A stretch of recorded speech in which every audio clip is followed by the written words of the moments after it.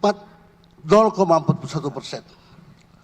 Khusus di tahun 2022, penurunan angka kemiskinan di Maluku yang paling signifikan dan melebihi dari seluruh provinsi yang ada di Indonesia, yaitu 1,4%.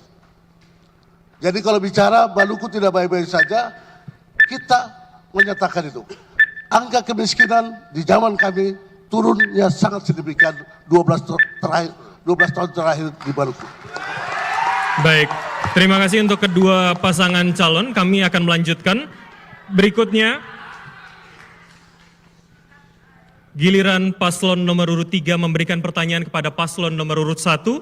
Waktu Anda 1 menit, dimulai saat Anda berbicara. Baik, terima kasih Pak Paslon nomor urut 1. Dalam kerangka meningkatkan pertumbuhan ekonomi di Maluku, selain kita punya potensi yang luar biasa, perikanan, pertambangan, pertanian, ekonomi kreatif, pariwisata dan sebagainya, ada satu potensi ekonomi yang sangat besar sekali dimiliki oleh Maluku, yaitu Carbon Capture Utilization and Storage, CCUS. Itu penting banget untuk Maluku. Bapak dapat jelaskan kepada rakyat di Maluku apa itu Carbon Capture Utilization and Storage? Karena ini potensi bisnisnya besar sekali. Karena kita punya potensi gas besar. Kita punya tambang-tambang gas besar sekali. Ini potensi bisnis yang sangat luar biasa. Apakah Bapak menjelaskan itu kepada publik di Maluku? Terima kasih. Baik, kami persilahkan kepada paslon nomor urut 1 untuk menjawab pertanyaan dari paslon nomor urut 3. Waktu Anda 1 menit 30 detik dimulai dari saat Anda berbicara. Baik, ya. Sebelum saya menjawab, perlu kita ada penuh dengan ketaatan. Jadi pertanyaan-pertanyaannya kita hendaknya sesuai dengan apa yang disampaikan oleh bahwa sesuai dengan tema yang kita bahas hari ini. Itu komitmen. Kalau kita ngomong komitmen tentang lain-lain, di sini kita tidak komitmen, nanti nggak benar ke depan. Tapi saya mencoba menjawab apa yang disampaikan tadi terkait masalah karbon tadi. Pada intinya, jawaban sederhananya, kita memelihara hutan-hutan kita yang terbatas ini di pulau-pulau kecil, pulau-pulau kita ini yang sedikit. Pulau kita itu hanya 7%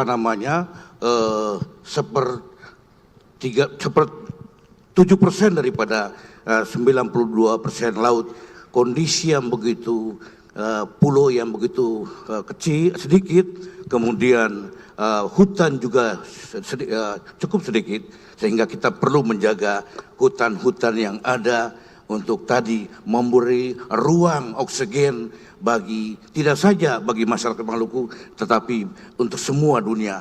Karena ini tidak bisa bicara karbon ini kita pisah-pisahkan antara provinsi, tapi dunia ya. Kita tahu Kalimantan itu adalah paru-paru dunia. Kita mensupport juga lewat kita menjaga hutan-hutan kita. Terima kasih. Baik, terima kasih. Berikutnya kami kembalikan kepada paslon nomor urut 3 untuk menanggapi. Dan waktu Anda 1 menit 30 detik saat Anda berbicara. Baik, terima kasih. Saya rasa respon dari paslon nomor urut 1 sudah mendekati kebenaran. Tetapi carbon capture itu bukan cuma hutan, tapi karbon yang dihasilkan dari ladang-ladang gas kita satu saat nanti. Dan Maluku punya cekungan-cekungan yang paling ideal untuk berinvestasi di bidang carbon capture, utilization, dan storage. Jadi gas-gas di tempat lain bisa disuntikan ke bumi di Maluku. Karena apa?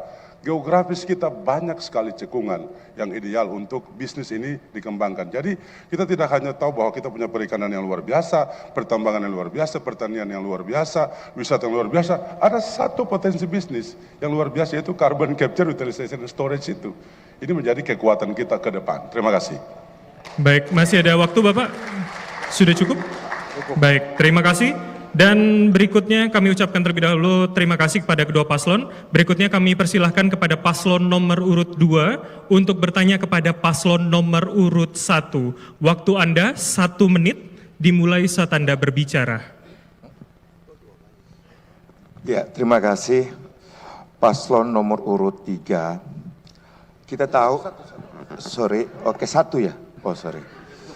salah satu tantangan membangun Maluku adalah dukungan daripada kapasitas fiskal kita yang terbatas. Bisa dijelaskan bagaimana nantinya kalau Bapak berdua terpilih sebagai gubernur, strategi percepatan membangun Maluku yang dilakukan dengan kapasitas fiskal yang terbatas dimaksud. Terima kasih. Baik, dan berikutnya kami persilahkan paslon nomor urut 1 untuk menjawab. Waktu yang diberikan 1 menit 30 detik dimulai dari saat Anda berbicara. Baik ya, terkait fiskal kita yang terbatas, itu sesungguhnya dari kita sendiri. Di samping itu ada regulasi terkait jumlah penduduk dan daratan. Tetapi salah satu penyumbang adalah bagaimana kita meningkatkan PAD. Jadi kalau pertanyaan itu kita balik lagi, kita punya fiskal yang terbatas, tentunya bagaimana kita menghidupkan UMKM dan segala macam untuk tadi mengangkat PAD. Dengan PAD yang naik akan berkontribusi kepada peningkatan APBD. Begitu kira-kira itu jawaban yang pertama. Kemudian yang kedua tentu kita perlu ada inovasi-inovasi yang lain seperti investasi yang kita datangkan.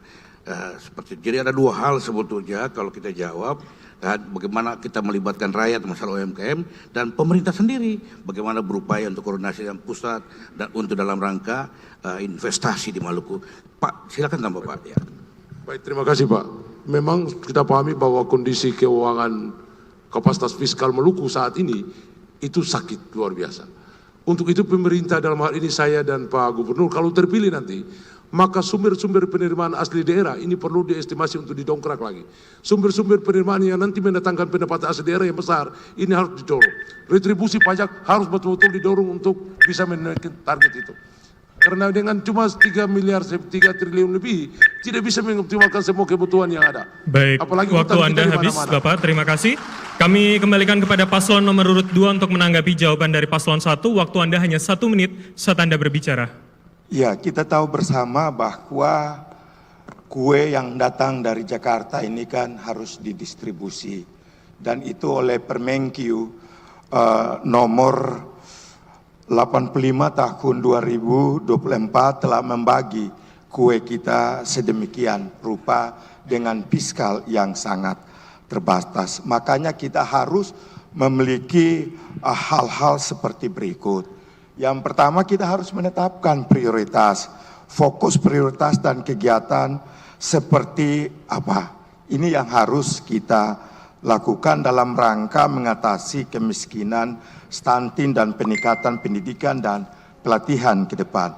Yang kedua juga meningkatkan dan memperkuat kerjasama dengan para pihak ketiga seperti yang disampaikan oleh pasangan nomor urut 1 tadi. Terima kasih.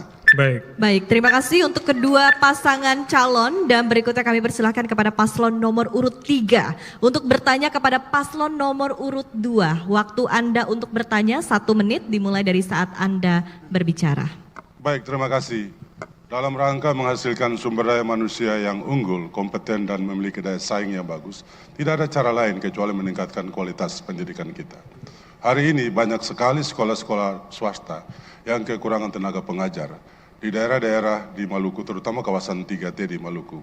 Bagaimana kita bisa menghasilkan sumber daya Maluku yang berkualitas, kompeten dan berdaya saing, sementara satu guru mengajar 3 kelas atau 4 kelas, dan defisit tenaga pengajar ini menjadi problem kita.